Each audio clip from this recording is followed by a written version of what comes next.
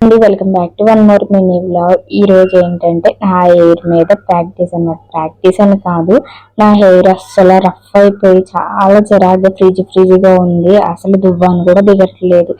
ఇంకేంటంటే రేపు trial makeup ఏదో చెయ్యాలి అని అనుకుంటున్నాము. సో ఇంకా నా దేని మీద హెయిర్ స్టైల్ ట్రై చేద్దారని అనుకున్నారు నా హెయిర్ మీద.